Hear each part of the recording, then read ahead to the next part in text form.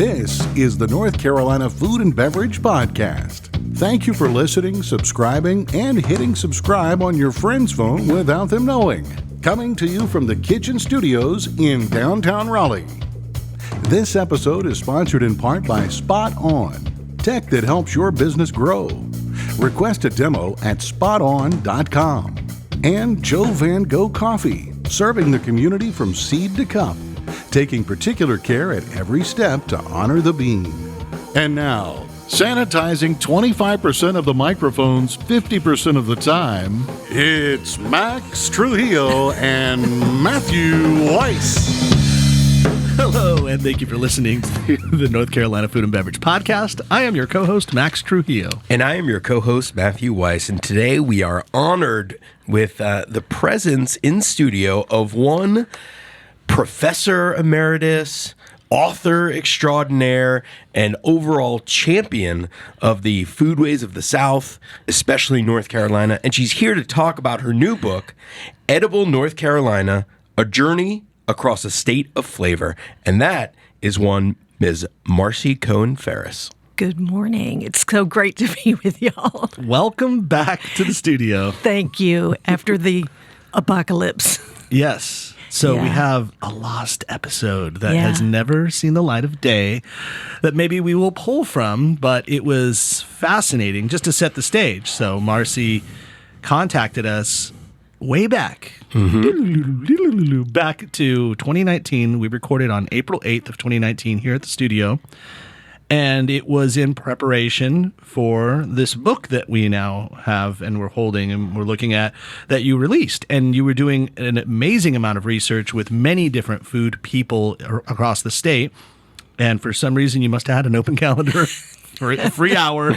You're just probably like, I'm waiting for Chidi Kumar down the street.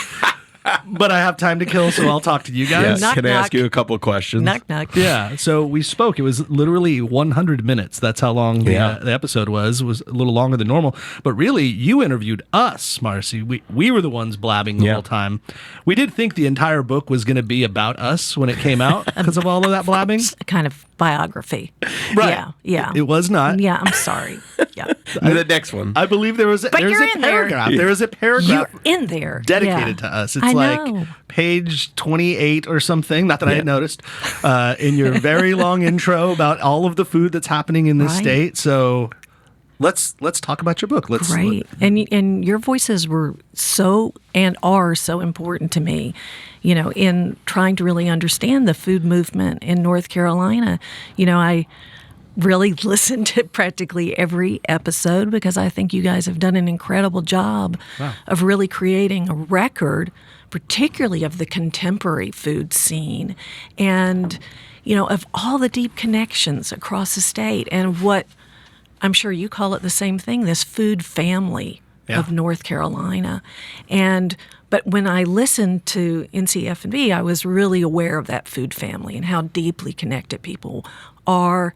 And you guys get the state. And I just knew that was, and it is, a really important kind of archival resource of all your podcasts are just fantastic. Thank you. Well, coming from you, that honestly means a lot because people that, if they don't know who you are, I mean, you have a rich history in this state. I've mentioned Professor Emeritus. You are that at UNC Chapel Hill in food studies. Right. On top of that, I was, just doing some research.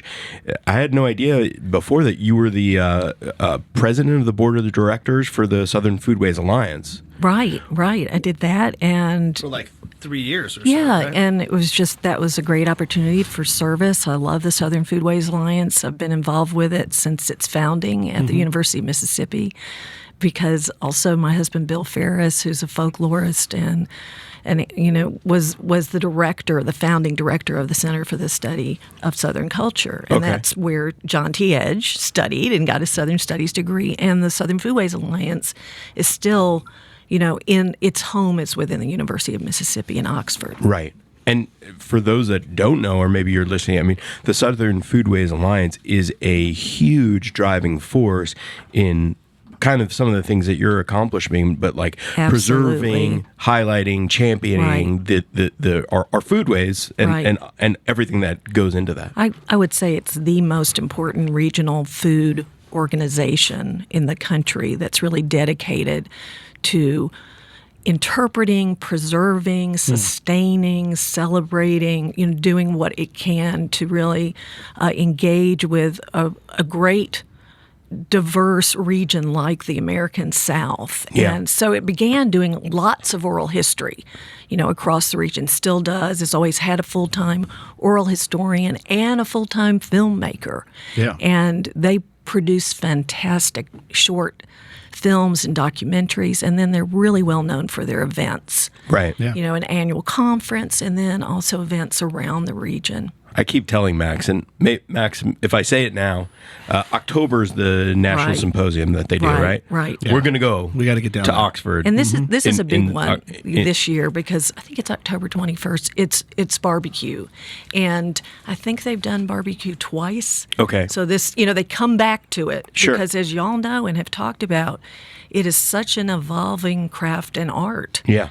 And so I think it's really interesting that they come back to it, of course, because it's not, in amber, in our state. Yeah. Is really a good place, and you guys have really done a beautiful job in reflecting how the craft and even the commercialization of barbecue is changing. That's an interesting part. I want to take a page from our original interview, and it was funny. We had this conversation. Now 3 years have passed since our conversation, but at that time there was a perspective. We were talking about how the first few years of us doing the North Carolina Food and Beverage podcast, we actually rarely spoke to barbecue people. Yeah. Right. And Because we just thought we had the perspective that like this is done. What are we going to tell people, Southerners who've been here know about barbecue? Yeah. What are we going to tell them that's going to be something new? Right. I think we also we didn't feel like we could have been the ambassadors as a Los Angelino and a New Yorker coming in here and being like, this is what barbecue's like here in North Carolina, folks. Right. We're like, shut up, guys. But former sponsor and friend of the show, Van Daughtry, he had mentioned, this is like going way back, Van, who's from East North Carolina, said, when y'all going to put on some East North Carolina barbecue on here? Like, that's the lifeblood of the food culture here. And I was like, oh, I guess we should do that. And then it was through experience and going when personally I was like, oh my God, yeah, this is amazing. And you've been a barbecue nut from the beginning. Yeah. But I will say, as far as our show goes, I don't think it was until we went down to Euphoria and had, thanks to Matt Register, he brought Sam Jones in onto the podcast. And then it felt like, okay, if we can start with Sam, that's a great place to start. then we can legitimately talk about barbecue in this state. I think maybe you weren't there. The first lamb stock I went to, I think I just went with my chef buddy over at Midtown, Ben. And Sam Jones was there, and everyone knew who he was except for me. I was brand new, and I was like, who's this guy? They're like, he's a legend. He's a legend in this town. And he was chopping all the barbecue in front of us, and I was like, oh, this is legit. And then I had his whole hog barbecue, and I was like, oh, okay, this is what this is all about. But it is funny, we were talking about the growth of the food community, and barbecue was not even in our sight. It was like, yeah, that's been done. Let's talk about all the cool new things that are happening. Right. And it was very much chef driven. We were talking about, the Scott Crawfords, the Ashley Christensens, the G.D. Kumars, the Matt Kellys, Ben Barkers, all of them, even down in Asheville with Katie Button, and we had the Kindreds on, Joe and Katie Kindred on, and it was like, this is what we identified our food culture as, like what our podcast was identifying it as. And it's just funny that now we've kind of had to evolve and go like kind of go back down to the fundamentals of food culture and bring it back. Because during the pandemic, barbecue was the only thing that was really keeping the industry going. That's so true. It's so true. And I think what's so powerful about barbecue in North Carolina, it's a foundational food of our state. And even before it was a state, I mean, indigenous people, grilled, meat and fish, and, in a way that we would recognize today as, that would look very much like barbecue, of course. So But also in the introduction that I wrote to this, to really set up kind of the history behind the contemporary food movement, that it just didn't like pop out of chefs' heads or farmers, in the 1990s. But, we've got a deep, long, evolving history of food in this state that goes back to the indigenous people of this region in the Southeast. Yeah. And really, but then understanding, what's the old, what's the 19th, 18th century history of barbecue? We know we got two kinds in this state, and they came with very different immigrant groups, on two pathways. We've got the Eastern Carolina, and those are black pitmasters largely. That's Ed Mitchell's inheritance and legacy, that he really speaks to. It's also Sam Jones' world, but those were enslaved black pitmasters, back in the day, right? Where there were plantations in Eastern Carolina, and then you get that, you get the Western and the Piedmont barbecue. Well, y'all know where it's got that German influence, right. That tomato in it. And later, and that came from German descended and, folks coming down that, through the Shenandoah into the Piedmont. And what is it now? I mean, I kid when I say this, but I think it's kind of accurate. Now we have the Instagram version of barbecue. And meaning that the social media aspect of barbecue has connected us to think beyond our region, and that brought in the new school of people. We just did Bubbles and Brisket, and it was all about brisket, and that was something that was never really done here, right? But it's because there was because you could see Franklin's barbecue in Texas doing brisket, and then you watch a YouTube video or a master class that he's put out, you're like, oh, I could do this. Yeah. Or so many transplants coming out here. Jake Wood is from here, but he was thinking forward, and he's looking at what all the cool kids were doing beyond North Carolina, and now at Lawrence Barbecue you can get a well-rounded version of barbecue selections that are not just indigenous to North Carolina. I think that's really great, because it was always people had cows, of course, but they were largely for dairy and for families to eat and to share with their own families, and it was pigs. Yeah. Right? There's more pigs than people in North Carolina, right? But, Tom Hanchett, is a great, historian of the New South, who's out in Charlotte, and he wrote a really wonderful essay on kind of the great diversity, culinary diversity of Central Ave and Corridor in Charlotte.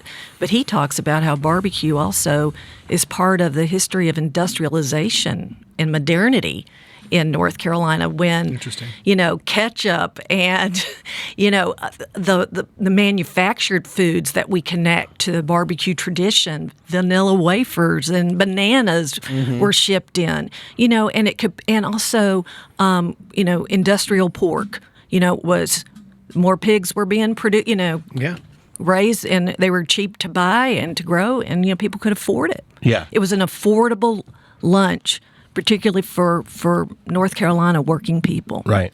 And then that leads to cut to modern day. It's funny because we're one of the most prolific states, like you said, more pigs than people in growing pigs, farming pigs, harvesting pigs, but also seen, I think, world renowned for having the highest quality of them. So that's also the need has led to a real now we expertise. Have both pasture raised pig and pork in our state, and there's a North Carolina pasture-raised pork, collective of largely smaller farmers, particularly over in Eastern Carolina. But that's what Sam Suchoff is very involved with, and First Hand Foods, and he was at Bubbles and Brisket. Yes, he was. And that is and that's what Andrea Weigel focuses on. And she's a veteran journalist and writer who's really covered big pork and industrial and corporate pork and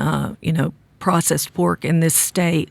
But her essay looks at, we called it the pig math of pasture raised pork, because it's costs more to grow a healthy pig for that you make sure the animal is cared for, the people that raise that pig are cared for, that the way it's done is sustainable and healthy, and that you stay healthy and you eat it, and also, are enriched by eating that meat as well. Yeah. So she talked to Elliot Moss. That's how her essay begins. Out at Buxton Hall. How does he make it all work when it's a more expensive product? But he said he wouldn't do it without that particular kind of pasture-raised pork, which he gets from, a local farm and friend there. Yeah. Well, let's get into this book because it's, really, if anyone is a subscriber to our podcast and you've listened to our episodes, then you must really enjoy the food culture of this state. And I read this book and it's like, oh yeah, we've spoken to them and I know that person, and this reminds me of this episode we've done, and I just love that you were able to concisely, how many pages is it? Maybe not so concise. Well, we thought 275 rough pages. We thought you needed a textbook. Yeah, and it really is. It chronologizes like all of the. Really, I was trying to think of things that you didn't cover, and I can't find it.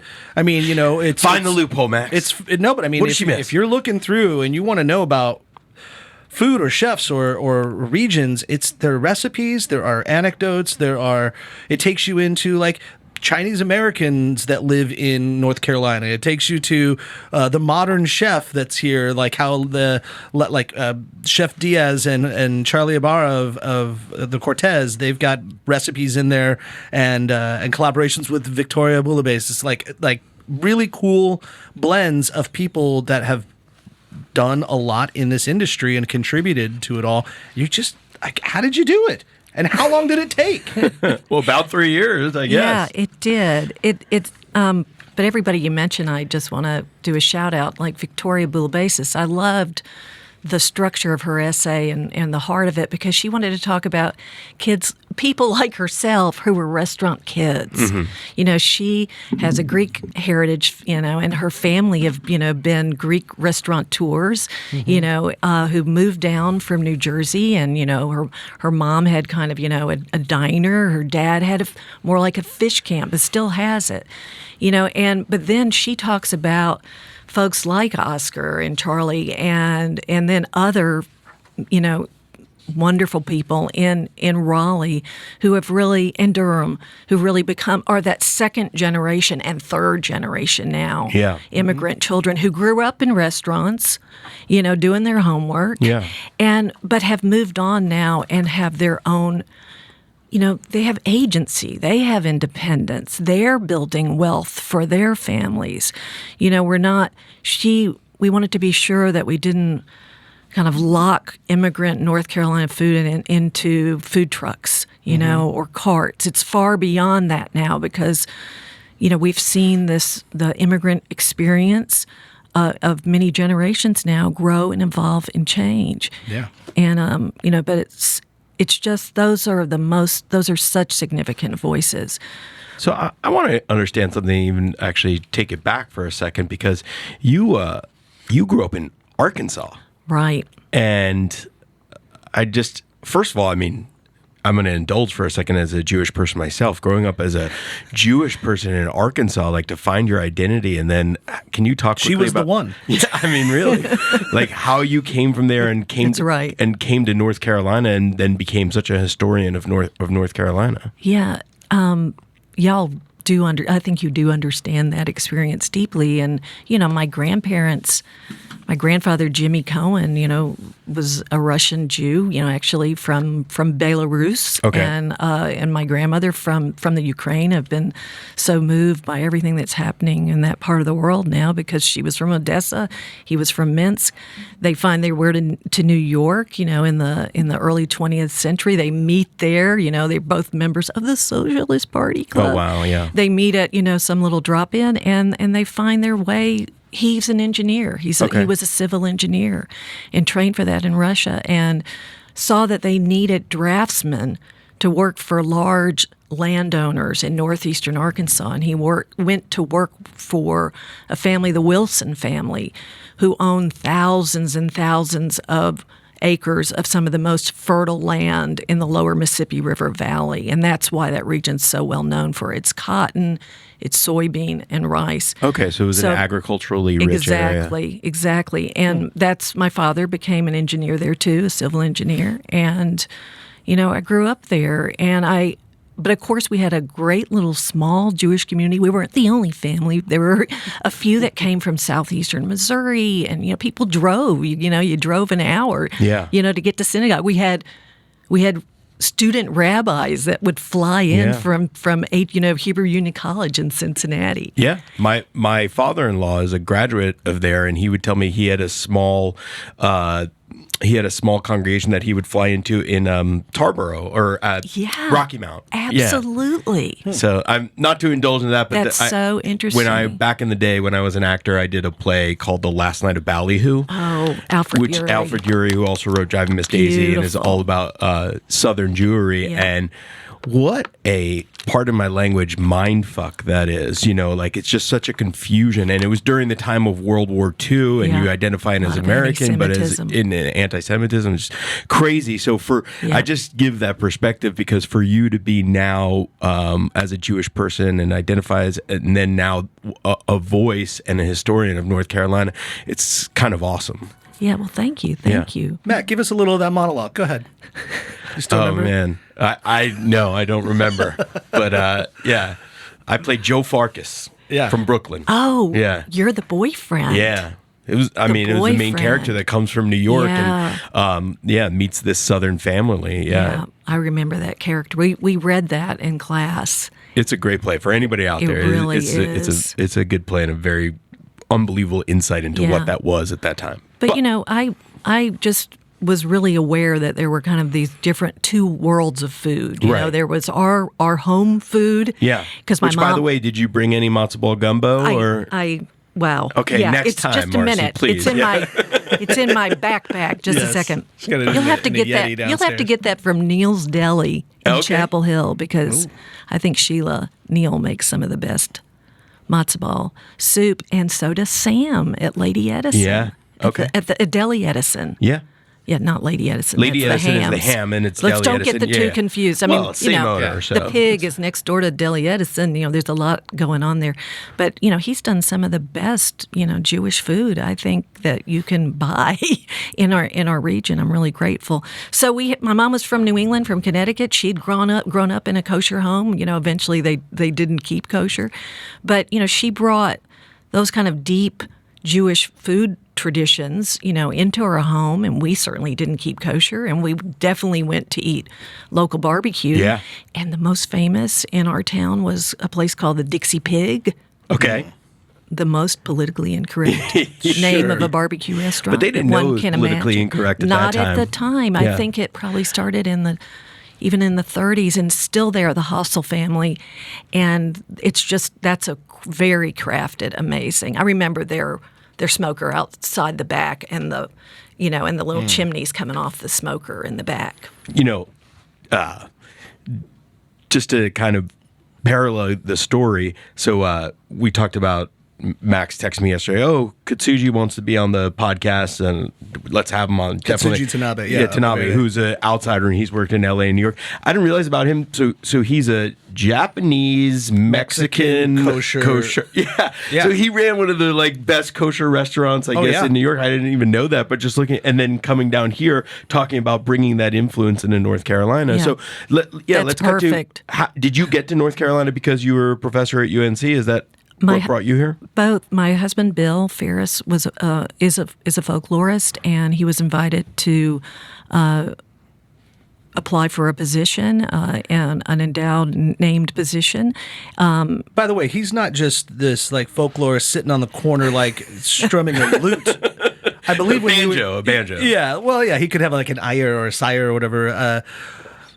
When you were here last, I believe you brought in his CD because was he nominated, or did he win the Grammy? Yeah, he did. He won a Grammy. They won 2 Grammys for a compilation, a beautiful compilation of Bill's work and of the voice. It's called The Voices of Mississippi, and it represents all these incredible blues musicians, storytellers, and artists. And that became a a musical performance, and which is happening now, and I'm going to make sure you guys attend when it's back in our region. Okay. So it's been it kicked off at Lincoln Center last February. Well, I don't know. I've never heard of that place. Yeah, Is that significant? Yeah. And it was their first opening performance after the pandemic. Wow. And it included three or four bands and musicians from the North Mississippi Delta, what's called the Hill Country, black and white. And this was the grandchildren of people that Bill had interviewed when he was a young folklorist in the 1970s. And also people like Bobby Rush, who's now in his 80s and is still performing and is fantastic. And he could say to Sharday Thomas, who's a fife player who learned from her grandfather, Other Turner, he can say, I know your grandparents. I knew your grandma. She'd be so proud of you. Oh, wow. So Bill was offered a position as a folklorist, and then I was just finishing up my doctoral work, and I began in American Studies at UNC as well, and then was mainly doing work on the Jewish South and Jewish studies, but also food studies has always been an important part of my work, and we started to build a food studies program within our department, which is now really, and now you have really a recognized active. minor We do. in food studies at UNC Chapel Hill. We do. And we have many professors across the university who teach within food studies. It just depends, whether you're in journalism and you're a food journalist, Right. or you work in political science, or you are, you're a journalist, you're a nutritionist. Alice Ammerman's my colleague. Kelly Alexander's now teaching in American Studies and is terrific. Yeah, I'm thinking about like being a fly on the wall at your house with your husband and just like, is it all just super intellectual, like stimulating conversation? Please tell me that like They you sit guys- around and watch Beavis and Butthead. Yeah, that's what I'm hoping. And they're like, we got a bucket of chicken from KFC, and A 6-pack of Miller Lite. yeah, we're just what is the most I think guilty that's pleasure? what we did last night. How did you guys know? That and pen 6 essays. Yeah, we did start watching The Bear. Oh, Okay, yeah. I need to watch this. Everyone's Yeah. talking about it. I don't know. Have you? my gosh. I haven't watched it. I haven't watched it. I just watched the trailer and it looked pretty Yeah. awesome. Just watch the first episode. Okay. It's quite. I'm in. It's filmed beautifully. That's what I heard. It's like based in Chicago. The guy Yeah. takes over like a sandwich shop or something. Or It's a family families. Italian. Yeah. One of those great beef, Yeah. Sir beef Well, and kind so- of places. The funny part, I was just at a Cock of the food beef. show earlier last week. I went to Charlotte for this great little food show hosted by like a wine, or what is it, a Tryon Beverage and Cisco. And I'm talking to the guys, and funny enough, one of the guys, the larger managers in the company, Russell, he's a great guy. He's like, I basically tell all of my new employees that they have to listen to the NCF&B podcast because Good job, Russell. you guys, like, you talk to everybody. It's like, hey, these are all your clients or potential clients. You should know them. So it's great, and great shout out because those guys showed us a fantastic time. We went to Supperland, and we must Oh, yeah. have them Oh, on the wow. show. Yeah. It was tremendous. And they're in an old church. old church, right? yeah, In and, Charlotte. It was got a behind the scenes tour with Colleen Hughes of her bar and her downstairs bar and her prep station for the bar area, which was phenomenal. And their other restaurant, the one, what's its name? It's Haberdash. Haberdash. Haberdish, yeah. Haberdash. which you and I ate we've there eaten there, yeah. together. That is a lovely place, and it's homage to the city's mill history. Yes. I was so moved by that, by the actual selvage jean fabric on the, It's a couple that owns it. We really must have them on. powerful. We got to get them on immediately, and as well speak with Colleen. She and Stefan talking about how they both kind of work together in this industry as a couple, but also I love that they're together now. Yeah, it's a perfect match, right? Yeah. Stefan Hubner of ... But before we go any further, we have to take a quick little break to keep the lights on, pay for the lights to stay on here in the studio. But while we were sitting here, we were just indulging in some delicious coffee by Joe Van Gogh. And this particular one that we are drinking is the Joe Van Gogh Organic Sea Turtle Blend. And it was funny, while you were speaking, Marcie, about your family coming from Russian upbringing, I looked around, and this particular coffee is inspired by Casey Sokolovich, which I would have to imagine she has some Eastern European reference, who developed the Sea Turtle Blend in 2009. Sokolovich founded Love a Sea Turtle awareness program after visiting the Karen Beasley Sea Turtle Rescue and Rehabilitation Center in Topsail Island, North Carolina. This rescue center monitors the coastline of Topsail Island, North Carolina, with a mission to rescue, rehabilitate, and release injured sea turtles. So every bag of this organic sea turtle blend sold will donate 50 cents to the Karen Beasley Sea Turtle Rescue and Rehabilitation Center. For more information, check them out at joevangogh.com. Yeah, sounds amazing. And for all these people and these chefs, that have businesses, they wouldn't work without technology these days. And so for all you chefs out there, you restaurateurs, I urge you to give Spot On a call, because they make your life so much easier. They can help you streamline your front of the house, your inventory systems, your POS systems, make it really easy, put it on an app for you, and it's all with, really, it sounds cheesy, but it's one phone call. You call Tanya Manibo, a good friend of the show. Her phone number is 858-213-7820. She can make it all happen for you. And if you feel more comfortable, you're a little shy, you can email her. That's Tanya M at spoton.com. That's TANYA at spoton.com. And so I want to focus the conversation a little bit to, we got to give props to Ricky Moore, right? Mm-hmm. Oh, Ricky yeah. Moore. Absolutely. Who won the James Beard Award for best chef in the Southeast, in our area, which covers the neighboring states of Tennessee, North Carolina, South Carolina, Virginia. Kentucky. No, Virginia's not in it. They're in mid Georgia, Kentucky. And Georgia and Kentucky, yeah. So huge props. Ricky Moore he's a great guy, and he's been on the show a few times. We had him on recently. In fact, I think he got his nominations while he was recording with us. He made it to the final, from the semis to the finals while he was recording with us on the podcast. So if you haven't heard that episode, go back and listen to it. Ricky is he's awesome. But what I was thinking, and we don't talk about this as much as as we were talking about the roots of food and we related it all to barbecue, I think there's a significant amount of what Ricky's doing and that fish camp kind of idea, whether it's Calabash or fish camps from, Chris Coleman would talk about all this stuff when he's going out outside of Charlotte and how he was raised on these places. Even my Crafton was once the Nightdale Barbecue and Seafood Company, and apparently that was known in that area. It was the only food you could get. And Kyle Sutton, who grew up in that neighborhood for a long time, was like, dude, that's where we ate. It was all about seafood and fried seafood, fried fish, fried catfish and shrimp and all that. And that's really what Ricky has kind of mastered, what he's doing at Saltbox. But I think that's a huge part of not just the South, but North Carolina's food culture that we don't completely acknowledge as an actual foundation and a pillar, a building block of the food culture here. But Marcie, you gave Ricky a little highlight in the book as well to talk about what he did. Care to just kind of extend upon that conversation about the fish culture of North Carolina? Yeah, it's huge. It's huge. And there's really so different. If you're in different parts of the state, everybody would argue they kind of own some piece of the fish culture, which is what you're talking about. Because if you're out in Charlotte, and you were working class people, you grew up on Friday nights going to fish camps to eat. That's where everybody went to eat.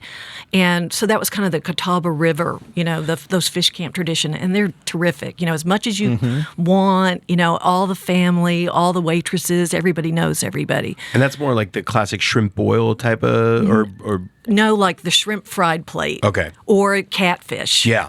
Or some kind of trout, or I'm not exactly sure which fish they use, but or where it came from. It might have been more you were ordering it or commercial, but I think a lot was early on locally sourced. Before kind of things became a little more. It was just easier to source it commercially, but those have a really great history. Again tied to that kind of working history of mill folks. in furniture, in cloth, in fabric, textile mills, in all that, and also growing tobacco, out there. Right. But then if you grew up on the coast, depending on where you Oysters, were, right? Yeah. Right. So, and, the Outer Banks was different than Cape Fear and Harker's Island. But Ricky grew up in New Bern. So his essay, he comes from, this is his inheritance. And he really talks about the Black working class families, because there was of New Bern. There's a really strong historic African American community there, and he says, and he writes really beautifully, that if you had a pole in your hand, you were going to get food to eat for the family. It was not about leisure, although people enjoyed it. He talks about those great green painted, the rails along the waterfront in New Bern, and how they were little kids and they would just go fish down there, or, they knew all the places to go. But, his family worked in food. His grandmother was a cafeteria lady when they made real food, and those great homemade rolls. And, and he learned to cook from his mother. His mother and father were working people. And he talks about the incredible craftsmanship of his own mother. I mean, he kind of compares, her version of what was really foie gras. It's just... Yeah, may I read this one part? It's specific to exactly what you're saying. He says, my mother used the two varieties to make the fish cakes I loved as a child, which we now offer our guests at Saltbox. Mom prepared the savory fish cakes for any meal. She made them by combining mackerel and boiled potatoes mixed with cooked onions, green peppers, salt and pepper, and eggs. The fish cakes were then dredged in flour and pan-fried. At breakfast time, my mom served them with grits and gravy, and she saved the leftovers for sandwiches. Like, I wanted to live in that. It's so delicious. But how about Ricky, I don't know exactly how old he is. He's a couple of years older than us. He's like 83, 84. But right. in his, not in living memory, in his childhood, he actually had to provide food, like not to go to the grocery store. You got to go fish so we can cultivate, eat, so we can eat tonight. And they were doing, of course, they were doing both. It's like fish. You lived in New Bern. You got, if you want fish, but he talks also about like the Tryon Fish Market that's still there. It's right near Tryon Palace, and so they'd go to the fish market, or, you get a pole and go fish yourself, and it was to supplement everything else your mom and grandma and auntie, and dad were preparing, and everybody grew gardens. And, it's a deep, rich food culture there. But what's really important about Ricky's essay is that he tells, and I think this book is a really important book for all those folks that moved down to North Carolina during the pandemic, looking for a better quality of life and to make a change in their life. This is kind of your, 101 on seafood culture in our state. Where to buy it? You want to buy it locally. You want to buy it from a place that has a fishmonger or a fish section.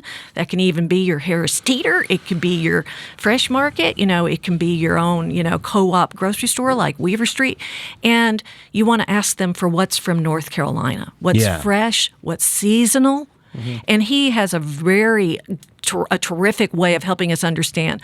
There's winter varieties, there's summer varieties, there's firmer fish, there's shellfish, but you've got to ask, where is it from, when did it come in, and support those people. Especially if you're buying a big old house on the coast and raising everybody's taxes, then you want to support your local people. Right. And like we see that happening out on Ocracoke, and Karen Amsbacher, who's the director of the Core Sound Museum out in Harker's Island, she wrote the first essay in this book, and that's really about the seafood movement. So she makes sure that folks understand the local food movement is also the seafood movement in our state. Then that is North Carolinians' inheritance. Yeah. So, Marcie, I have a question about that. And first of all, even before I get to the question, I just want to point out that Ricky Moore is the quintessential North Carolina story, because from what I've surmised over these 5 years or 6 years of living here and 5+ years of doing this podcast is, not only does he have the rich tradition growing up here and the know-how of learning how to cook unbelievable fish and catch fish from his mom and his family, but then he is classically trained as a Right. chef and has worked at the Michelin star. So you fuse that experience plus the bounty of agriculture that we have in this state, and voila, then you have this highbrow, lowbrow, to take a David Chang reference and put it into Saltbox, and that's why you get a James Beard winning Right. chef there.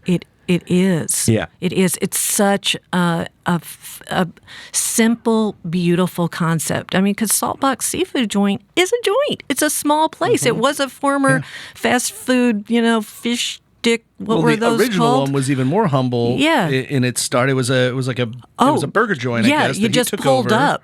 Yeah, Right. it wasn't really like a dining room. Is it on It was just a Roxborough stand. Street? Yeah. And then the new one, which is like the deluxe, is still we Still kid- pretty kid around 'cause joint-like, but yeah. yeah, But it's you a- can it's a eat little joint. outside. There's great tables. It's on 15501 there, or Chapel Hill Boulevard. I can't quite remember, but it's Yeah.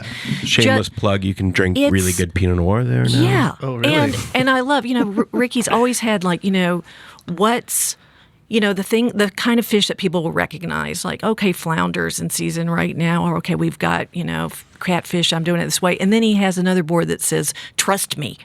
Because right. It's the you're trust not me board, you're yeah. not going to buy this because you think I just dogfish, I don't know, or grouper cheeks, or He's going on about cheeks. mullet and Yeah, things mullet. that people don't want And to eat. Just eat anything he prepares. Right. I mean, he is really an artist. I mean, he did train at CIA. Yeah. Right. And then he had, he was in the military where he had great training there. His parents lived abroad when they were little kids, But he did fine dining as well They for did. a very long time. They So did. he knows. Yeah. this- And he had a very clear concept of that he was going to bring local, seasonal, delicious, excellent food at a fair price, Yeah. for folks in the region that was quickly served for working folks. In my business, this is like I watch and listen and read all these stories about these family-owned wineries who've been successful for generations, and the point where they align is if their kids want to be in the business, they have to go away and work in another country, work at other wineries, and get their own experience. But not only does that enrich them, but then they bring back their know-how and fuse it into what the family already knows, and it just becomes a better thing altogether. Yeah, and you really see too that Ricky is training a next generation Yeah, he just of had young that- people in his restaurant, Yeah. who will be incredible chefs and entrepreneurs, And bring a whole new Right. landscape. He's the one that got me to know that the bear came out on. Yeah, because he posted it. Totally. Right. Ricky spends just as much time in the kitchen as he does on Facebook, by the way. Hey, Ricky, it's you are this- posted all the time. my This friend. day and age. Wait, I have a question about the local seafood thing. So I'm going to play devil's advocate for a second because there's a lot of families, pandemic, and with inflation and everything, where I go stop at my local NCAG stand and buy fish. It's great.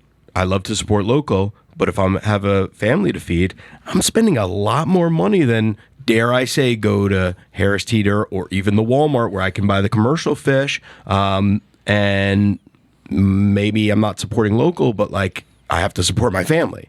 So what do you say to those people, and how, is there any solution to that, or how can we maybe get it closer? We should be subsidizing. Can you say that for me? Subsidizing. Please. I've been preaching about this for I don't know how long. It's why crazy. burgers are 99 It's cents. because, the reason, industrial processed fish and fish that's imported is so cheap is because it's subsidized. Yeah. Right. Or, it's not cheap. It's being paid for by other people. It's being to paid get it for. to you. Right. Right. And they can sell it to you at a very low price because it's scary, they can still make money from that, right? So our local growers, our pasture-raised pig growers, our local fisher men and women, fisher folk, they should be subsidized too, right? Right. Because their industry is really, their independent industry is really in peril versus commercial. And so that we know, that's policy. But also, what do you buy? Fish once a week to feed, for one fish meal for your family? You can afford to buy the very best you can, which is still going to be affordable because it's healthy. Mm-hmm. It's healthy. It goes far. You can make, if I do 3 pounds of shrimp for 4 people, and we even do like a shrimp boil, I get enough so I'm going to have leftovers for several days. I'll make a shrimp salad, or I'll throw those shrimp on top of something else, or I'll cut, shell them and add them to a spaghetti sauce. But it extends, it feels, and I have many meals from that, or I freeze them. But, to me, that feels like an economical thing to do. But also, I know it's safe. I mean, the imported fish that comes in has practically no regulation. And that is most of what the fish that people are getting in the interior part of the state. And even some folks on the coast, because for so long, most of our coastal seafood went up to Fulton Fish Market in New York. You know, and it was hard to get. It was hard to get local fish on Harker's Island when Karen was growing up. I couldn't hear what you said. Sorry. Could you say that again? Damn it. Excuse me. That would be my watch.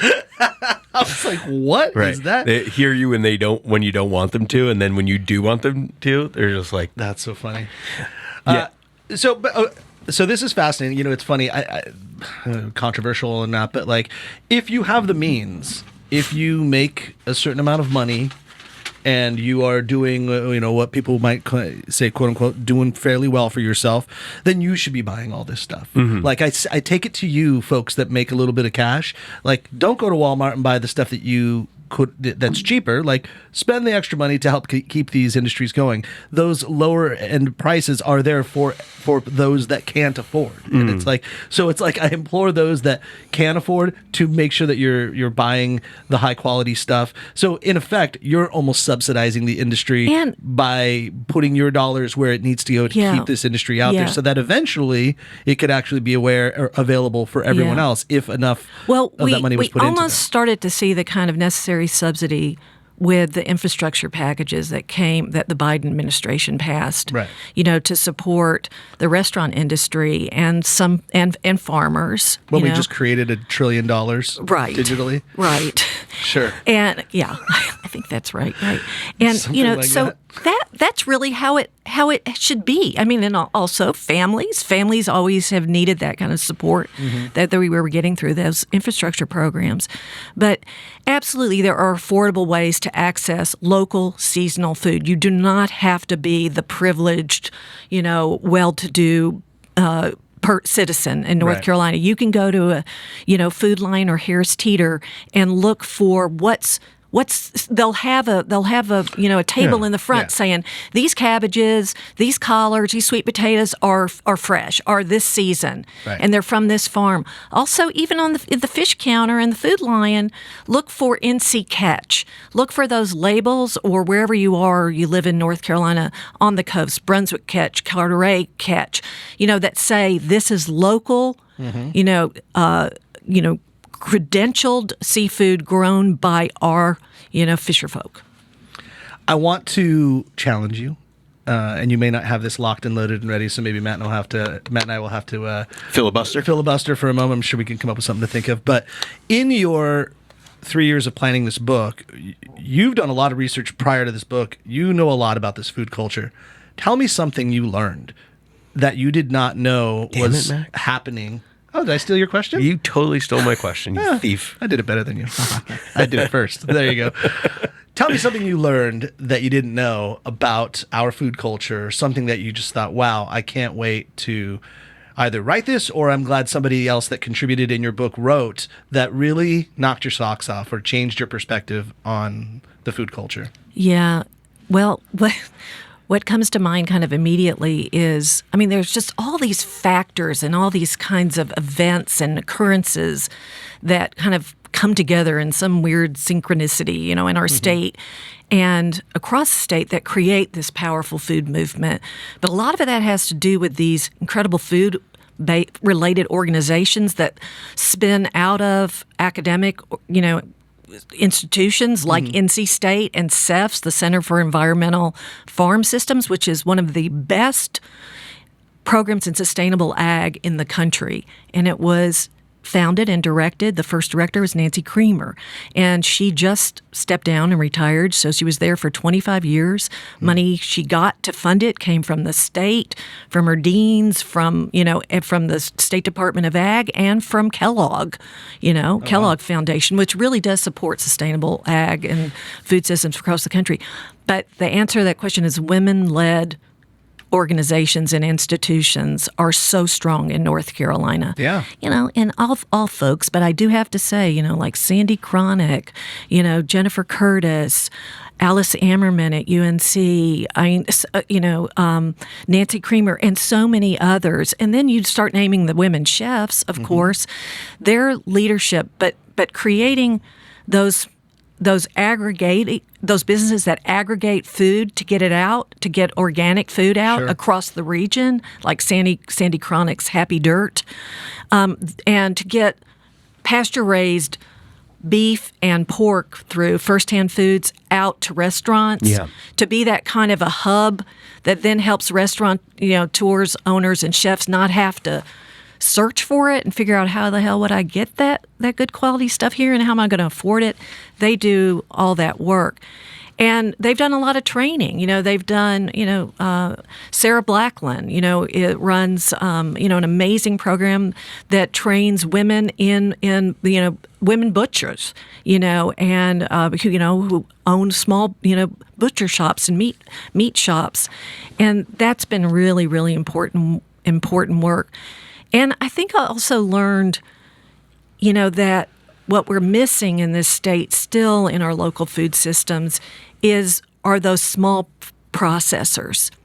So for the pasture-raised pork, small farm, small pig operations, they need more small processing little businesses that used to exist all over the Piedmont and eastern North Carolina. Bought out or crushed by the Tysons by Smithfield. And so we're seeing those starting to come back, and West Bank, Left Bank, Ross, I mean, they're so we're starting to see more of those connections, and even somebody like Jennifer Lapidus, who owns Carolina Ground Flour and Milling out in Asheville. She's part of this really important Southern grain revival around the South. Who knew? And connecting farmers, bakers, and millers. So she's a Jewish miller. Oh, wow. Matt, I love that. Well, of course. I mean, Miller, that's a Jewish name. Well, not that kind of Miller. I know. She's a miller. And, and North Carolina has some very historic mills like Lindley Mills, which are still, grinding their own wheat. And, you look at Bolted Bakery. I mean, they're all part of this now tradition of amazing North Carolina-sourced flour, and in these bakeries and restaurants. It's just incredible. But Jennifer's part of that movement of strong women's leadership too. One factor that has remained since when I refer back to our first conversation that we did 3 years ago, and I'll see if I can find a section on it, but we were talking about it, that has remained, and I'm very hopeful about this with our food culture, is the independent business. Independent business still thrives in North Carolina. Yes. And, we just mentioned it at Bubbles and Brisket when we were at Smoky Hollow that Kane, who's, the Kane Realty out here is like, they're the big boys, right? Like John Kane owns a lot out in this town. He easily could, he owns North Hills, right? And so he has a Capitol Grill there and, and he's got like a couple of chain, but then he's got Cucciolo. Yeah. And then he's got, my Midtown Rosewater, Grill, where Midtown I was, Grill, and the Urban Food Group, with Coquette.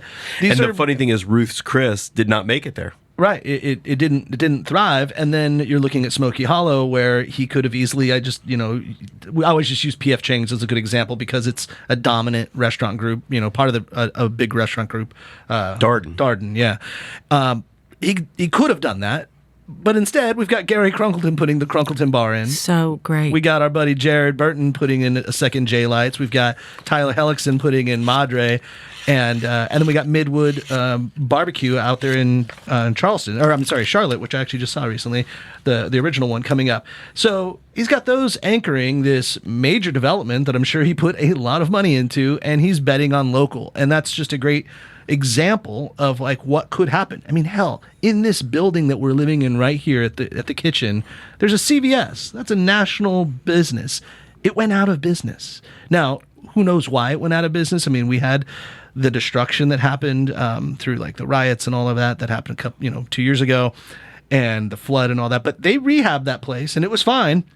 It was open, and it's gone again. Like, wait, CVS is gone. CVS is gone again? Yeah, the bottom floor of our building here at the Raleigh building. It's gone. It's an empty unit. It actually, Greg Hayden bought the building, and now he's looking to get someone else in there. So if you got a business and you want to put something right here at the corner of Fayetteville and Hargett, wow, give me a call. I'll connect you to the right people. Can't get a better location. Yeah, I mean, but it's odd to me. But big business doesn't like national business doesn't really thrive as well as. And I was even trying to think. I don't know if you have an idea of why, Marcie or Matt. One thought I was posing was I wonder if a lot of these larger companies that do well on their beverage program elect to not go to control states that don't have the deep discounts of liquor. Because it costs more to buy liquor as a restaurant owner than it does for the average person. Yeah. But if you're in California, you can buy liquor at wholesale. You get it cheaper, which is the way typical commerce runs. You know, you buy it in bulk and you get a quantity case discount on things. But out here, you pay more. So I wonder if these companies are like, yeah, we could make more here, or we could just go to South Carolina and plow it there. And I think so much of it is they're just not willing, they do a quick turn. They'll do a quick turn. They're not willing to really invest the time, so it's either making it or they're out. And if you live here, it's a different story. But, you mentioned Gary Crunkleton, and I just wanted to give a shout out to Gary because we asked him to close this volume with a cocktail. And he sent this, and it was so beautiful. It's called A Higher Form. And I'm just really moved by it. It's called, in the second part is A Cocktail in Honor of North Carolina's Women in Food. And can I just read you his little header? Do. He says, in my opinion, women are of a higher form than men. They are intelligent and practical. They are strong. They know how to get things done while remaining true to themselves. I use gin to create this drink, celebrating the women who work in food in North Carolina. Gin is a spirit that's limitless, enduring, refined, and authentic. It can hold its own in a state full of whiskey fans. The many women in this book integrate their values in the food they create and steward each day. I raise a toast to them here. But it's also an homage to a Cherry Bounce, but it's got conniption, Navy Proof gin in it from Durham. It's got, this wonderful maraschino liqueur, in it, and a basic simple syrup, and lemon juice. It's delicious. It's really easy to make. It's just delicious. But, Gary is exactly that kind of example of, I think, the kind of person that can make it in the state. If you are known by people, you are committed to your community, you are committed to buying locally and seasonally grown, and to being the products and to being part of a working landscape again. That's what so many people that are in this book are doing. They're committed to trying to rebuild that working landscape, that working food landscape that used to include like small processors and millers, and those went away, and that creates a very broken, largely industrial food system in which food comes in from other parts of the country, and you start to experience what shortages and supply chain breaks. And that's exactly what we saw happen during the pandemic. Suddenly people, you couldn't get meat, shelves were empty. Or even after a hurricane, there's an excellent essay by Gabe Cumming and Carla, Norwood in here, which is about their organization, their nonprofit up in Warrenton called Working Landscapes. And that's what they're trying to do there is rebuild that in a place that no longer has its own grocery store and used to feed Durham. Right. It's not far from Durham. So they felt, after Hurricane Florence, the shelves were empty. Were they impacted by that extreme weather event? Not really, but there was those supply chains. So we've got to rebuild those supply chains. No doubt. I mean, man, we could continue go on. this conversation for hours. There's so much to put in here. I want to read this only because I'm so proud that our names are in the book. But now you're going to give it away. People should go buy the book. No, they listened to an hour of the show. I could read this part. So Marcie puts on page 22. This is what she writes about us, Matt. In 2016, Max Trujillo and Matthew Weiss launched their Raleigh-based North Carolina food and beverage podcast, which explores the contemporary food and beverage industry in the state, as well as the stories and history of North Carolina's diverse food cultures and experiences. Drawing on their extensive work experience in restaurants and wine service from New York to California, their interviews provide a compelling portrait of the state's working food landscape and its community. We're so good. I mean, Very that should be the banner on our website. Very well, I mean, important. I only read it because I take that with such pride, and so did Matt. We were like, oh, that's amazing. It's so important to have written, of course, sources, but to have a documentary voice in the form of a program like the podcast that y'all have done, that reaches a whole different audience. Yeah, I mean, it's fun to do, and we always kid around. It's like the greatest side hustle, or whatever. But it's a business. Like we do it, but Matt said it way back in the beginning. We are a show of record. That's right. And, It's really important. and it is great. Like to go back, to listeners, like go back and listen to something that came out, 4 years ago on our show, and listen to it. It's interesting. You'll see like perspective changed, the economics have changed. I mean, we talked about. I didn't even get into it, but like one of the small pockets I was boasting about when Marcie interviewed us was I just went to an ancillary fermentation pop-up, and they were like, without exaggerating, there was like 1,000 people there. It was insane. And they were popping up with Ex Voto, who now, of course, are open out there in the Durham Food Hall, but it was just a pop-up at the time. And my perspective of the whole thing was, this is amazing, mainly because it's cool. But the other thing that I really took notice was I myself go to all these food events all the time, and so I tend to know the communities of which people attend. And I didn't know anyone at this event, and I was like, that's what was the most exciting, was that so many people that I didn't even know existed in this food and beverage community all came out.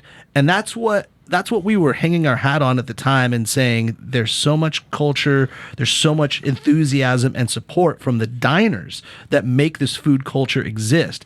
That is where we need to get back to. And, I found it really helpful, too, as I was traveling across the state. I really was listening to you guys all along the way, because before I'd go to Charlotte, or driving out there, I was listening to your podcasts that were about the soul food sessions back, and those were fantastic. Or your interviews with the Colliers, and to see how they've grown, and, God, Greg was just nominated for the Beard Award. And Sabrina just had her little baby. Yeah. And, but also for Wilmington, also for the Outer Banks. You did really powerful programs. If you want to understand the cheese growing craft industry business in this state, you all did a fantastic piece, program with a boxcar. Yeah.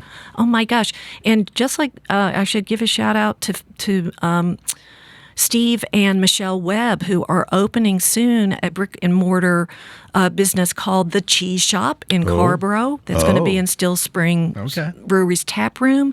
And we'll have our first independent cheesemongers, although Weaver Street has been doing a fantastic job. Oh, like right years. Next door to Glass Half Full? Right. Oh, nice. Right. And they'll have all of our local cheese, purveyors there, space. which is so exciting. But I do think y'all have really done great work on regenerative agriculture and beef in the state.